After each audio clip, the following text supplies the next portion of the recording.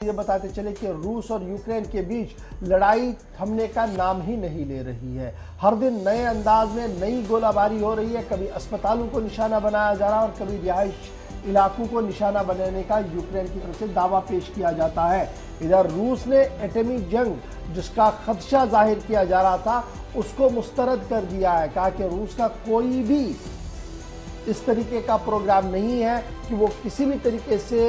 اس کا استعمال کرے، اس لیے یہ جو خدشات ظاہر کیے جا رہے ہیں انہیں یکسر مسترد کیا جا رہا ہے۔ وزیر خارجہ جو روس کے ہیں انہوں نے ماسکو کے اندر کل اس بات کی وضاحت کر دی کہ وہ مغربی ملکوں کے ساتھ بات چیت کر رہے ہیں، ان کو بھی اپنے موقف سے آگاہ کر رہے ہیں، اور دوسری طرف سے یوکرین کے ہم منصب کے ساتھ بھی ان کی ملاقات ہوئی ہے لیکن بات نہ بن پائی۔ خبر رساں ادارے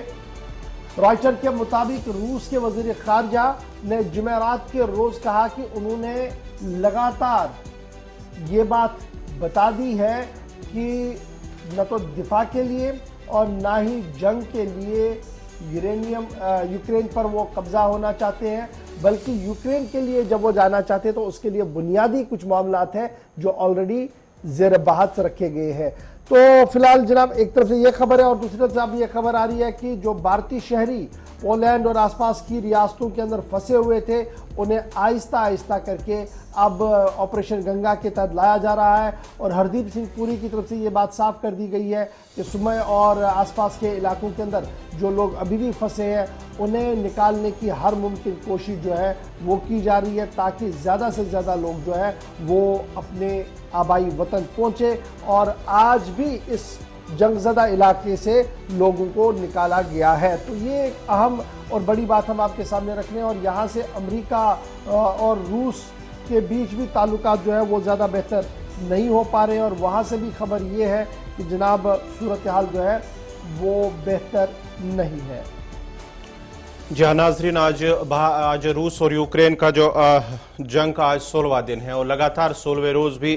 دونوں طرف سے جو ہے روس کی جانب سے حملے کیا جا رہے ہیں۔ امریکہ کی جانب سے خدشہ ظاہر کیا، ان کی جانب سے کہا گیا ہے کہ روس یوکرین میں کیمیکل یا بایولوجیکل حملہ کر سکتا ہے، یہ امریکہ کی جانب سے کہا گیا ہے، لیکن روس نے اس بیان کو مسترد کرتے ہوئے کہا کہ یہ ان پہ بے بنیاد الزامات لگائے جا رہے ہیں، اور ساتھ ہی ساتھ روسی صدر کی جانب سے ولادیمیر پوتین کی جانب سے یہ بھی کہا گیا ہے کہ روس پر جو پابندیاں عائد کی گئی ہے وہ غیر قانونی ہے اور مناسب جوابی کارروائی کریں گے، یہ پوتین کی جانب سے کہا گیا ہے۔ اس کے ساتھ ساتھ ہی کل کی بات کریں گے۔ کل روس اور یوکرین کے وزرائے خارجہ کے درمیان جو میٹنگ ہوئی ہے اس کے ترکی کے اندر جو میٹنگ ہوئی ہے فی الحال وہ بے نتیجہ ثابت ہوئی ہیں، کیونکہ روس کی جانب سے کہا گیا ہے کہ جو ان کی جانب سے جو پیش رفت کی گئی تھی یا ان کے سامنے جو بھی مطالبے رکھے گئے ہیں اس کو نکارا گیا ہے یوکرین کی جانب سے۔ اس کے ساتھ ساتھ ہی جو پہلے وزرائے خارجہ کی میٹنگ ترکی کے اندر ہوئی ہیں وہ بے نتیجہ ثابت ہوئے ہیں۔ کل یہ میٹنگ ہوئی تھی دونوں وزرائے خارجہ کے درمیان ترکی کے اندر، اور تیسرا دور بھی بڑی پیش رفت کے بغیر ہی ختم ہوا ہے۔ بات چیت توقعات پر پورا اترنے میں ناکام رہی ہے، روس کی جانب سے کہا گیا ہے۔ اس وقت روس کا ایک اور بیان بھی سامنے آیا جس میں وہ لگاتار یہ کہہ رہے ہیں کہ ہیومینٹیرین کوریڈور جو ہے یوکرین سے وہ لگاتار کھلا رکھا جائے گا، یعنی جو لوگ باہر جانا چاہتے ہیں ان کو لگاتار جانے کی اجازت دی جائے گی، اور یہ ہیومینٹیرین کوریڈور جو ہے یہ مختلف شہروں کے اندر کھولنے کی بات کہی جا رہی ہے، اور جب یہ کھولنے کی بات کہی جا رہی ہے تو یاد رکھیے گا تو اس کا مطلب آنے والے دنوں میں مزید سختی جو ہے وہ اندر دیکھنے کو ملے۔ ادھر فیس بک نے یوکرین کے حوالے سے اپنی خدمات کو معطل کرنے کا فیصلہ لے لیا ہے، اور یوکرین اور روس کے معاملات کو دیکھتے ہوئے فی الحال فیس بک نے روس کے اندر اپنی کارروائی اپنے فیس بک نے اپنا نشریات بند کر دیا ہے، اور یوکرین کی خبروں پر بھی شاید پابندی لگانے کی بات کہی جا رہی ہے۔ فی الحال سیدھے چلیں گے، رحمت کلیم بھی ہمارے ساتھ ہے کیونکہ خبر ذرا پاکستان کی بھی تھوڑی دیر میں آپ کے سامنے رکھیں گے، جہاں پر کل رات دیر گئی سنسنی خیز بیان جو ہے وہ ISPR کی طرف سے دیا گیا ہے، اس پر تھوڑی دیر میں آئیں گے، لیکن پہلے ذرا روس اور یوکرین کی بات بھی سامنے رکھتے ہیں۔ رحمت، کیا کچھ تازہ ترین خبر ہے جی؟ IMF کا اپنا بیان بھی سامنے آیا ہے، اور جاپانی ین بھی ہچکولے کھا رہا ہے، پچھلے 5 سال میں سب سے لویسٹ ریٹ پر چلا گیا کیونکہ تیل کی سیاست وہاں پر دیکھنے کو مل رہی ہے۔ اور فیس بک نے لیٹسٹ اپڈیٹ میں کیا کچھ کہا ہے؟ جی دیکھیے بالکل روزانہ کچھ نہ کچھ روس اور یوکرین کی جنگ میں روس میں بھی ہوتا ہے اور یوکرین میں بھی ہوتا ہے. یوکرین میں یہ ہوتا ہے کہ نئے انداز سے حملے کیے جاتے ہیں, نئی جگہ پر دھماکے ہوتے ہیں اور نئے انداز میں دعوے کیے جاتے ہیں کہ ہم نے کوریڈور, ہیومنٹیرین کوریڈور کھول دیے ہیں تاکہ شہریوں کو جلد سے جلد نکالا جائے. شہریوں کو نکالا کیوں جائے, اس سوال کا جواب روس دینے سے کترا رہا ہے, چونکہ روس نے جو پلان کیا ہوا اس کے حساب سے روس اپنا کام کر رہا ہے. دوسری طرف جو پابندیاں لگائی جا رہی ہیں, جس طرح کی پابندیاں لگائی ہیں, بڑی بڑی کمپنیوں نے کام کرنا چھوڑ دیا ہے. امریکہ, جاپان اور یورپی یونین سمیت کئی ممالک نے جو تیل ہو, گیس ہو, اس کے علاوہ جو بڑی کمپنیاں کی انویسٹمنٹ ہے, ان تمام چیزوں پر جس طرح سے پابندی لگائی, جو بینکنگ نظام کو پابند کیا گیا ہے, ان تمام حوالوں سے روس کے صدر ولادیمیر پوتن کی طرف سے کل جوابی کارروائی کے طور پر کہا جا سکتا ہے کہ ایک دھمکی بھی دی گئی اور کہا گیا ہے کہ آنے والے وقت میں ہم ان تمام کارروائی کرنے والوں یا پابندیوں کا چن چن کر جواب دیں گے اور یاد رکھیں گے, اس کو نہیں بھولیں گے. لیکن اس وقت جو امریکہ سے ایک بڑی خبر ڈیولپ ہو رہی ہے کہ اب سے قریب 2.5 سے 3 گھنٹے بعد امریکی صدر جو بائیڈن کی جانب سے باضابطہ طور پر ایک ایگزیکٹو آرڈر پر دستخط ہونے والا ہے, اور وہ ایگزیکٹو آرڈر ہوگا فیورٹ نیشن کی لسٹ سے روس کو باہر کرنے کا. روس کو باہر کرنے کا فیصلہ اس لیے کیا گیا کہ جس طرح سے یوکرین میں جو کچھ ہوا, جو چل رہا ہے سب, اس کے بعد امریکہ نے سب سے زیادہ پابندی لگائی ہے, تو ایک فیصلہ یہ کیا جا رہا ہے. دوسرا جو جس کے طرف گوہر کچھ نے اشارہ کیا کہ کس طرح سے امریکہ یہ الزام لگا رہا ہے کہ بایولوجیکل وار کیا جا رہا ہے یا کیمیکل ویپن کا استعمال کرنے کی کوشش کی جا سکتی ہے. اس کو سیدھے طور پر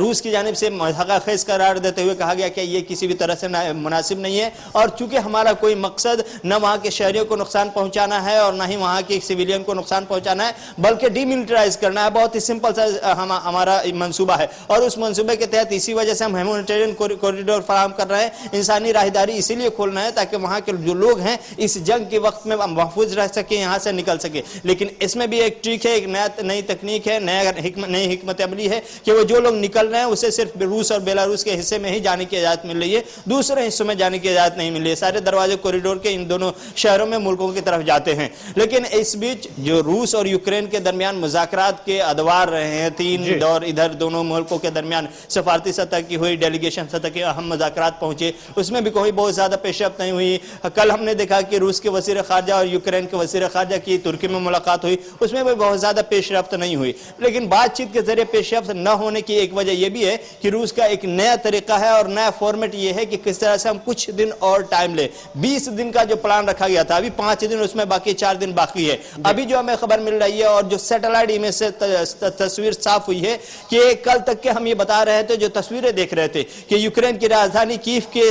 سامنے میں جو لمبی قطار ہے, قافلہ ہے روسی ہتھیار بند گاڑیوں کا اور فوجوں کا, وہ اس کو اب یوکرین کی راجدھانی کیف کے چاروں طرف, خاص طور سے جنگلات کا جو ایریا ہے, ان ایریا میں باضابطہ طور پر تعینات کر دیا گیا ہے. یہ ایک خبر اس وقت ہمیں نکل کر آ رہی ہے کہ جو کیف کے آس پاس کی جو ایک طرف فوجیں تعینات تھی, اب انہیں چاروں طرف کے جنگلات میں تعینات کر دیا گیا ہے, اور ممکن ہے کہ جو کیف تک پہنچنے کا راستہ ہو شاید اسی طرح سے طے